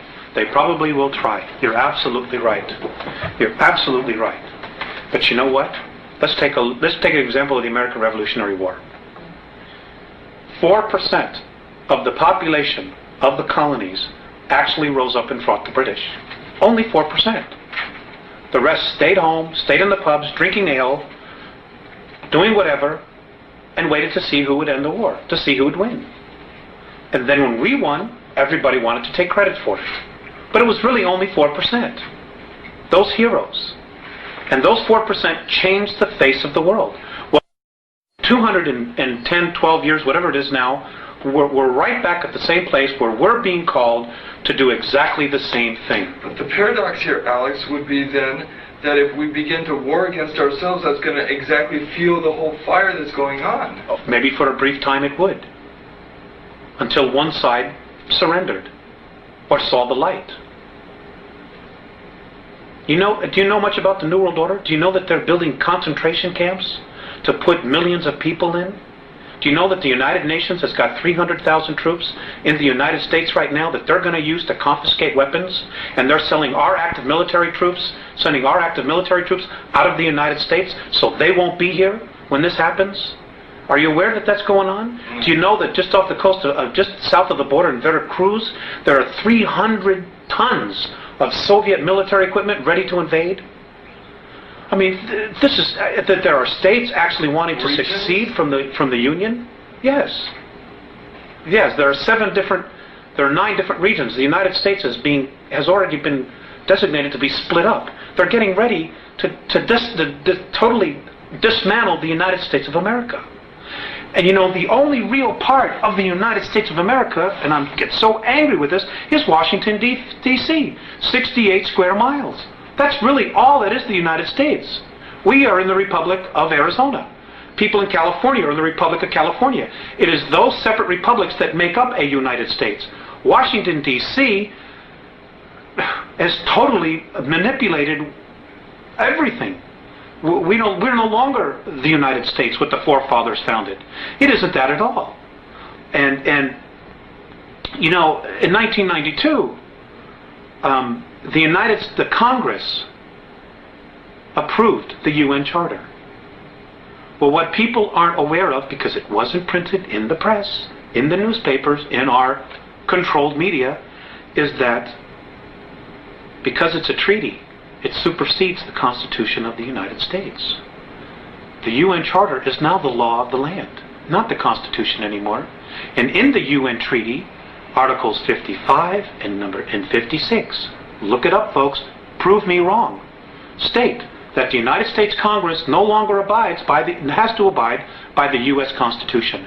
As of 1992, the United States of America ceases to exist.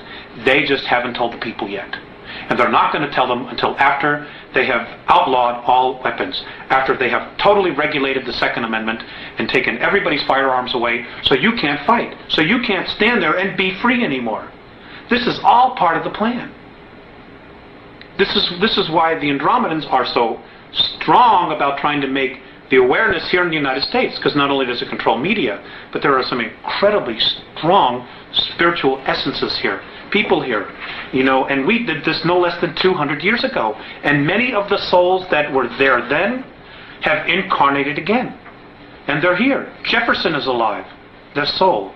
Franklin's alive. Kennedy's back. Bobby Kennedy's back. Martin Luther King. Andrew Jackson, Lincoln, they're all back in physical form.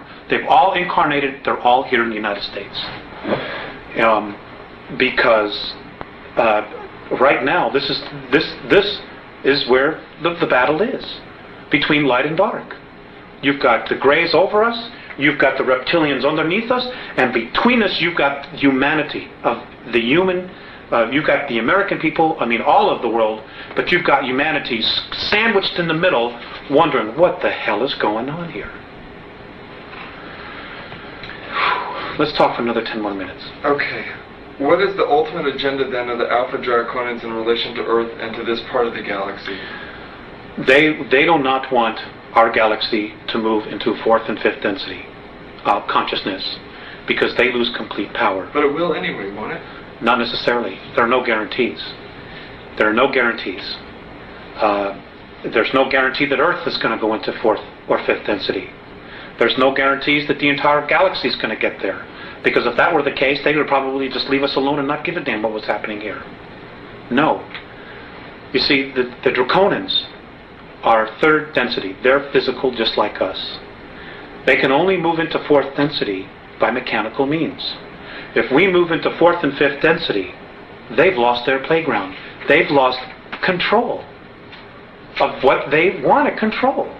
So they're fighting like hell, trying to hold everything back. Because if they can hold everything back, then again, it's a form of power, of control. Now, it's such a mess. Alex, how do the Andromedans plan to remove the Alpha Draconians? You said they're the bullies who are the strongest. Can they not be? Apparently, the universe has created its own way of doing that, and maybe this is a good place to end. In the beginning, and here's the history of our universe, where it was created. The Big Bang Theory is essentially right in its simplicity. But apparently, what happened was, as vibrations, as the universe starts to excel in light, this way. There are pockets, and you have to look at it as a holographic projection of light, when you put a shadow into a light, it creates a variance of the light.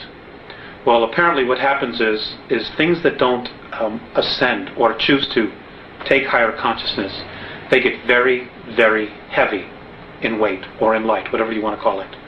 And as everything starts to exceed up, bulges, dips in light are created, in frequency are created. And what happens is negativity forms, because of its weight, its heaviness, forms into these pockets. Well, what happens is they form a sac. And eventually what happens is those sacs break. And because everything is spirit and nothing is ever wasted, they form, when they explode, they cast themselves out and they form another universe. They create a space for them to continue. Well, that's how our black holes are. That's how they were formed. Those black holes, if we could get through them, would be to another universe. They're portals. And it would just explode out. Well, that's how our universe was created. Well, because of this new energy that's being formed, pockets of resistance are now being formed all through the universe. And in our galaxy, it's right now between us and Sirius. So the way that the Andromedans plan to remove the Alpha Draconans would be is basically to try to contain them, and their own energy themselves will suck them into a place of darkness so they can move out into another place. The Greys, the Orion groups, this is going to happen. It's happened before.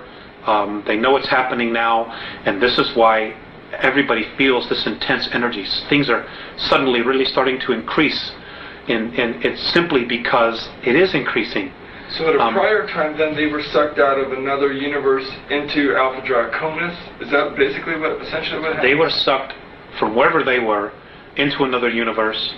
How somehow that universe, or the beings in that universe, wherever they came from, said, we got to get rid of these guys, and they literally brought them here from their universe and dumped them and said, boom, this is where you are.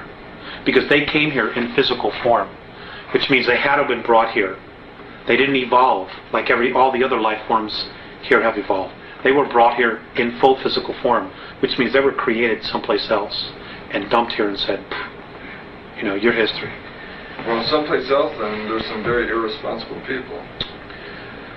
Well, maybe at some point in our eternal history we'll be able to address that issue. But for right now, we need to address our own issues. Okay, let's go to the World Club then to end this up.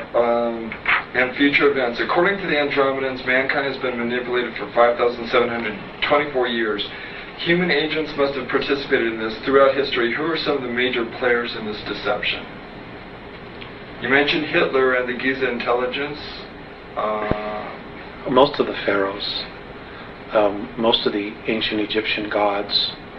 There's so many. I couldn't honestly tell you. History is chock full of it. I think what people need to do is to go back and look at what we call mythology and really start giving it a second look. Richard Thompson, in his book, although I've not read it, but I've heard others talk about where he delves into the history of things. And it's also important to remember that just because it's history doesn't mean it's accurate history. Because it has been proven over and over and over again, whoever wins the war rewrites history. They write it to their benefit, to glorify themselves. And it doesn't mean that that's really what happened. And according to the Andromedans, our next major leaps in consciousness are going to come from science and archaeology. It isn't going to come from any spiritual leader or teachings. It's going to come from someone to say, you know what? Here's the proof. This is true. This is reality. And I don't know what this stuff is. We can't prove that. And it's time we really start paying attention. Maybe at a future time we can share more or do another interview or something. In a specific way, please describe in detail what the World Club is and who comprises it, and offer some specific examples of how they're controlling the rest of us. The banking circles, maybe? Yeah, it all evolves around money. The World Bank, International Monetary Fund. They've got the whole world in debt. Governments are giving away their mineral rights in perpetuity. The United States government is now in a position to declare a national state of emergency, suspend the Constitution of the United States, and nationalize. And the reason they will have to nationalize is because our debt far exceeds any ability to pay it back. So who are the collectors? What countries are the collectors? It's not a country, it's a group of men. It's a group of human beings. It's a group of human beings. Right, the aliens don't need money. They don't need an American Express card. So if the rest it's a man-made thing. If the rest of us simply say, we're not paying back the debt, that's it, we're starting over, you can forget your whole system, then we can erase that whole thing and start over. That's right. If we had a real president in office, and Kennedy was probably really the last one, what he should do is just go on TV and spell it all out.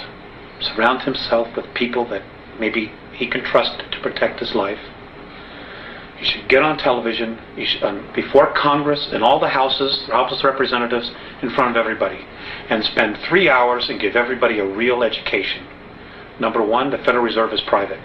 Number two, our debt isn't real. Number three, we've gotten ourselves into this big mess because past presidents sold us out for comfort and for money, and apologize.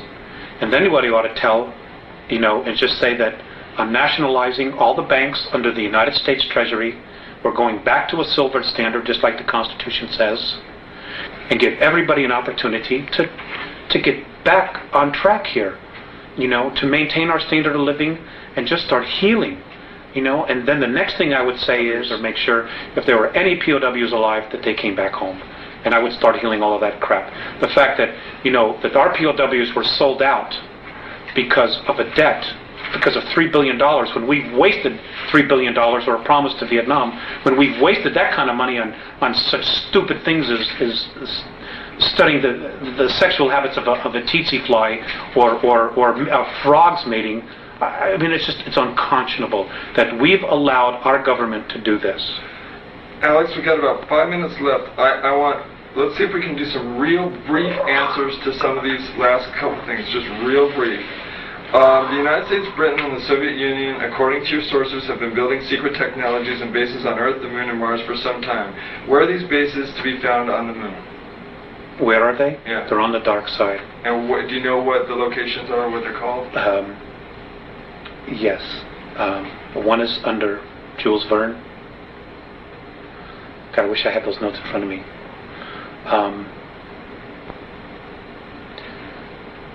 Let's come back to that. Okay. Have they told you anything about Area 51 or Dulce, New Mexico?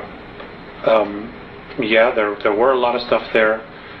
The actual underground base is not underneath Arcoleta Mesa. It's actually 20 miles to the northwest.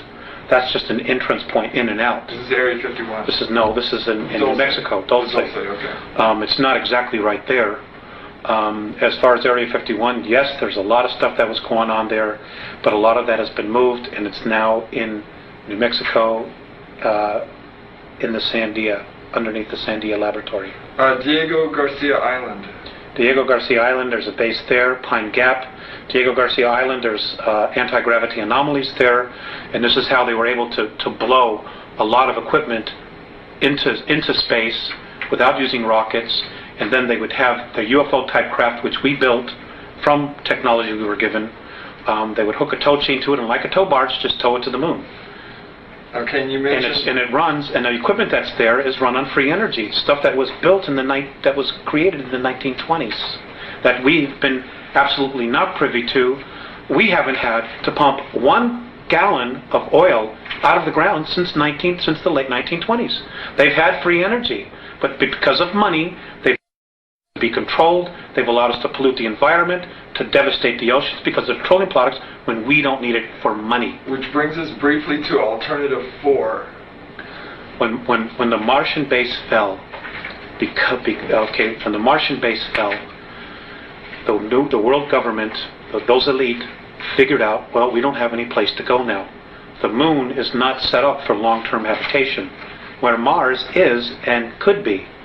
So what happened was, when it fell and they knew we couldn't get there, they figured, well, we got to do something about here, because we have nowhere else to go. So I was told by the Andromedans that these men who think they're God had to come up with another alternative, which was they thought that they could create a controlled polar shift. by detonating nuclear weapons or cobalt weapons underneath the South Polar ice cap, causing it to slip, which would cause the poles to slip. And within a 24-hour period, you would completely drown 83 to 85% of the population. So the Andromedans said that they will not allow this. It isn't going to happen. If the Earth is going to do it, it'll be done by her will, in a natural way. And that is a possibility in our future. What is the primary message of the Andromedans? Grow up now. Open your eyes. Open your ears. Take responsibility for your life. Take responsibility for your planet. And realize this is your home. This is your race. And that if you are sincere in making the effort to evolve, they will meet us halfway. But they're not going to come in here and do all the work for us. Their single most important thing is, and I'll go back to that little saying, the love that you withhold is the pain that you carry. We have got to start coming together as a race. We have got to stop allowing ourselves to be manipulated. What can an average person do? I mean, how can we reach out to the Andromedans? Prayer, meditation. Everybody has their own way of praying or whatever. And again, I want to stress this: the Andromedans can help, but they're not God. They're not our saviors. We need to be our own saviors. We can ask them for guidance and help, but they're not God. Period. Don't worship them. Don't worship anybody. Worship the God inside of you.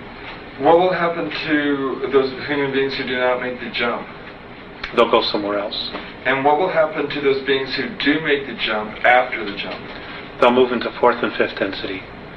And those of us who survive this incredible ordeal that we're about to really experience will become new teachers, and we'll be able to go to different worlds and teach what we know, and be able to teach other evolving civilizations what not to do and how not to get themselves in trouble. And we have an incredible future if we can get through that. If 10% of the population of the planet can really get it together, it'll create what is called the 100th monkey syndrome. And suddenly 11, 12, 13% people will just start getting it. And it's going to take 10%. That's 500, 600 million people right now. And it starts on an individual basis. The government's not going to tell you. God, we could be in. They're going to play out the second coming. They're going to try to present a savior. We're going to project holographic images in space and say we're here to save you. They're going to do mock battle. They're going to screw with us big time. Sorry, I slipped out that word. And folks, we just got to start paying attention. Don't take anything at face value. Make them prove it. Whether you believe a word I'm saying, it doesn't matter. If somebody tells you that this is truth, make them prove it. If it's real, it'll stand up to scrutiny. If it isn't, it won't. Because the truth can always stand on its own. It doesn't need help, and it doesn't need lies to stand up. And let's end it there. Thank you for this time. It's been a real honor for me.